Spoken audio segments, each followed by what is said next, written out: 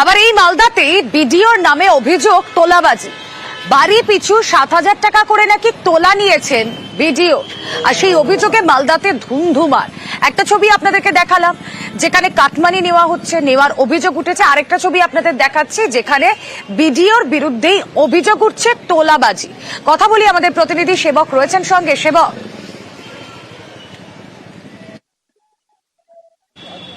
একদম রুমেলা, দেখো কালিয়াচক 3 নম্বর ব্লকের এই ঘটনা। তোলা নিয়েছেন এমনটা বলা যাবে না, কিন্তু তার ভিডিওর নাম করে তোলা চেয়েছেন পঞ্চায়েত প্রধান, কৃষ্ণপুর পঞ্চায়েতের তৃণমূলের প্রধান। তিনি চাইছেন, তিনি পঞ্চায়েতের অন্যান্য সদস্যদের বলছেন ভিডিও নাকি ব্লকের সমস্ত প্রধানদের থেকে বলেছেন প্রত্যেক ঘর পিছু, উপভোক্তা পিছু 7,000 করে তাকে টাকা দিতে হবে, না হলে ঘর মিলবে না। আর বোঝো, গোটা ব্লকে আমরা যেটা জানতে পারছি 380 জনেরও বেশি উপভোক্তা রয়েছেন এখানে। ফলে স্বাভাবিকভাবেই প্রশ্ন উঠছে, কোটি কোটি টাকার একটা লেনদেনের অভিযোগ, এবং সেই অভিযোগ কার বিরুদ্ধে উঠছে? বিডিওর বিরুদ্ধে। আর টাকা চাইছেন কে? শাসক দলের পঞ্চায়েত প্রধান। যদিও অন্যান্য সদস্যরা জানিয়ে দিয়েছেন, সে শাসক হোক বিরোধী হোক, যে তারা এইভাবে 7,000 টাকা উপভোক্তাদের কাছে টাকা তুলতেও পারবেন না, আর বিডিওকে বা প্রধানের হাতে তুলে দেওয়ার কোনো প্রশ্নই ওঠে না। যেহেতু এখানে অভিযোগ উঠেছে বিডিওর বিরুদ্ধে, তাই প্রশাসন নড়ে চড়ে বসেছে। মালদহের জেলা শাসক, মহকুমা শাসক পর্যায়ে তদন্তের নির্দেশ দিয়েছেন।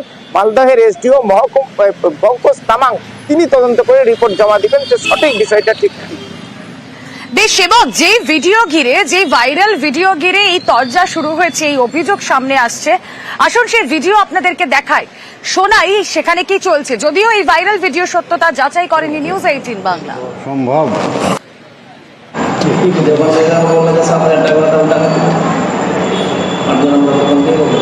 এক একটা ঘরে 7,000 করে করে বাপরে সম্ভব।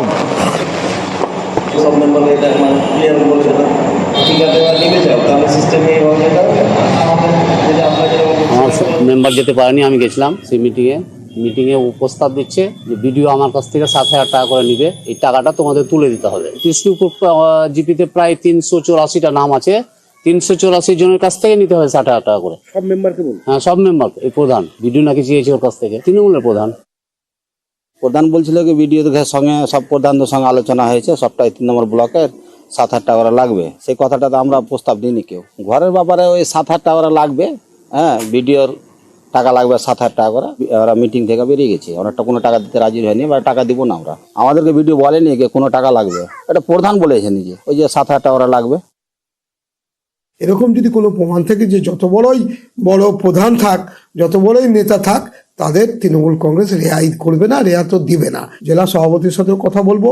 সে এলাকায় আমাদের বিধায়িকা আছে, যে এলাকার কথা বলছেন তিনিও ব্যবস্থা নেবেন। আমরা সবাই মিলে এইসব দুর্নীতিগ্রস্ত লোকজনকে তৃণমূলের জায়গা দেওয়ার জায়গা নেই।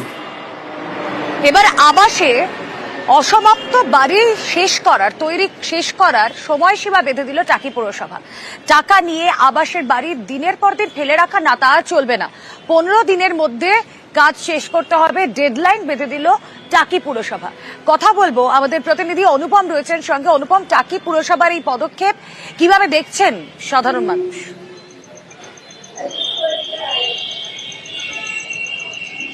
আর দেখো, টাকি পৌরসভার এই যে উদ্যোগ, এটা কিন্তু একটা অসাধারণ একটা উদ্যোগ নিয়েছে টাকি পৌরসভার পক্ষ থেকে। তার কারণ যে আবাসের ঘরের তালিকায় যারা নাম এসছে বা আবাসের ঘরের টাকা যারা পেয়েছে 18 সাল 19 সালে, তারা কিন্তু এখনো পর্যন্ত প্রায় 25 থেকে 30 জন, তারা এখনো টাকি পৌরসভার মধ্যে তারা এখনো বাড়ি তৈরি করেনি কেউ।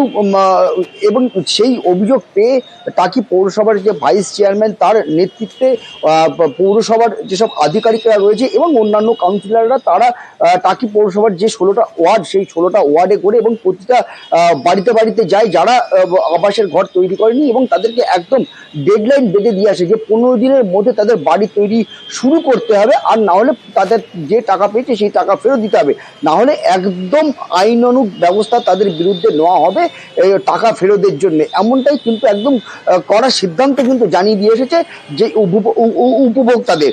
এবং এই বিষয়ে কিন্তু এলাকার যেসব সাধারণ মানুষ থেকে শুরু করে অন্যান্য রাজনৈতিক নেতৃত্ব, অন্য বিরোধী রাজনৈতিক যারা আছে, তারাও কিন্তু সাধুবাদ জানিয়েছে টাকি পৌরসভাকে যে একটা অসাধারণ যে একটা উদ্যোগ যারা উপভোক্তা, যারা একেবারে নিয়ে সাধুবাদ তো তার বটেই, জানাতেই হবে। বিরোধীরাও সাধুবাদ জানাচ্ছেন, তার কারণ টাকি পুরসভা যে উদ্যোগ নিয়েছে, যেখানে দাঁড়িয়ে টাকা নিয়ে দিনের পর দিন বাড়ি ইনকমপ্লিট করে ফেলে রাখা যাবে না, একটা নির্দিষ্ট সময়সীমার মধ্যে তা কমপ্লিট করতেই হবে।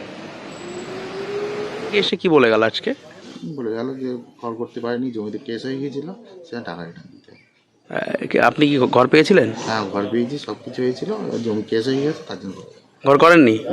পৌরসভা থেকে কি বলছে এখন? বললো যদি ঘর করতে পারো ভালো, 15 দিনের মধ্যে, না হলে তোমার নামে কেস হবে। তা আপনি কি করবেন? না, টাকা রিটার্ন দিতে হবে। আমরা এই ঘরগুলো 2014-15 সাল থেকে ঘরগুলো আসছে।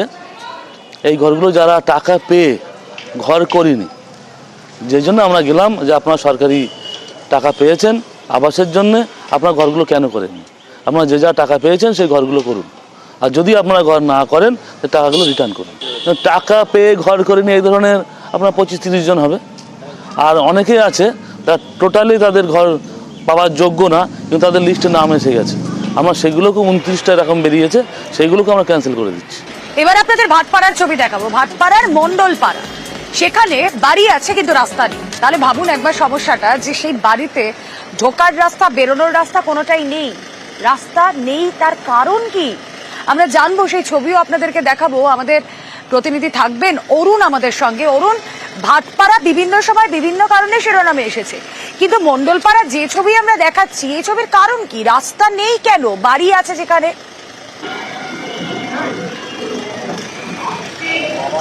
দেখো, ভাটপাড়া একদিকে যেমন পুকুর ভরাট হয়ে যাচ্ছে, এটা ঠিক তার উল্টো, পুকুরের জলে চলে গেল তার রাস্তা।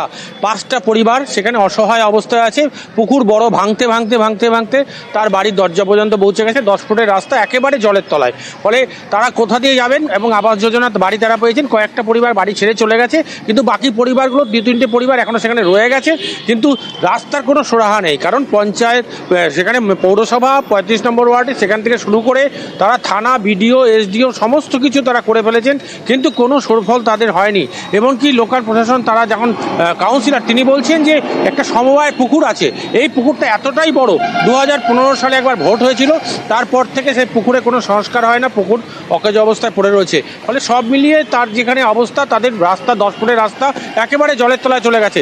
লোকের বাড়ির পাঁচিল ভেঙে দিয়েছে, সেখান দিয়ে কোনো রকমে তারা যাতায়াত করছে, কিন্তু সেটা কতদিন? তারাও কিন্তু বিরক্ত বোধ করছে, কারণ তাদের একটা সুরাহার পথ চাইছে, কারণ এতগুলো পরিবার তার বাড়ির উপর দিয়ে যাচ্ছেন, তারাও কিন্তু মনক্ষুণ্ণ। ফলে এই নিয়ে একটা চাপানোতর চলছে। কাউন্সিলর বলেছেন যে সমবায়ের ভোটটা শীঘ্রই হবে, ভোট হয়ে গেলে তাদের সঙ্গে কথা বলে সঙ্গে থাকো, একবার শুনে নি স্থানীয়রা তারা কি বলছেন, তাদের বক্তব্য কি।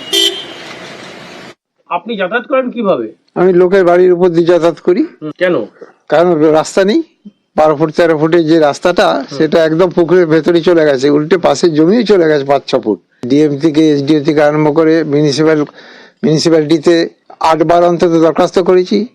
এখানে সোসাইটিকে ওখানে 7-8 বার বোধহয় দরখাস্ত করেছি, কোথায় করিনি, কোনো সুফল পাননি, কোনো কিছু নাই। আমার তো বয়স 78 বছর বয়স হয়ে গেল। আমি যে অসুস্থ হয়ে পড়ি, এখানে অ্যাম্বুলেন্স আসবারই জায়গা নেই।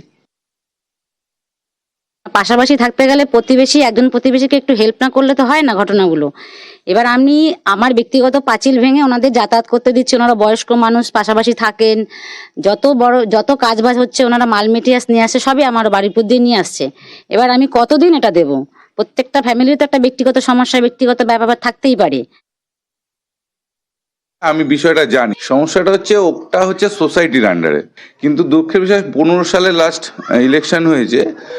সোসাইটির যে অ্যাক্ট অনুসারে আমরা তো ওটা ইলেকশনটা করতে পারি না। আশা করি আমরা খুব শীঘ্রই ইলেকশনটা আমাদের এখানে হবে। ইলেকশন হয়ে যাওয়ার পরেই সোসাইটির বোর্ড তৈরি হলে আমাদের পুকুরের যে পার, সেটা বাঁধানো সম্ভব হবে। এবং পৌরসভা থেকে এমএলএ সাহেব কথা দিয়েছেন, আমরাও কথা দিচ্ছি যে ওই রাস্তাটা ওখানে হয়ে যাবে। আমি সোসাইটির মেম্বার, যেহেতু আমি প্রতিটি মিটিংয়ে আমি এই প্রশ্নগুলো তুলি, কিন্তু ওরা কোনো এগুলো গা করে না। এখন রাস্তা পুরো বিলুপ্ত হয়ে গেছে। শুধু তাই নয়, এদের জমি জায়গা সম্পত্তিও ধরেছে, ভাঙতে ভাঙতে একেবারে শেষ, কিচ্ছু হয়নি। এবং সোসাইটির জন্যই এটা হচ্ছে না। মিউনিসিপ্যালিটির ইচ্ছে আছে, কিন্তু সোসাইটির জন্যই সোসাইটি কোনো উদ্যোগ নিচ্ছে না।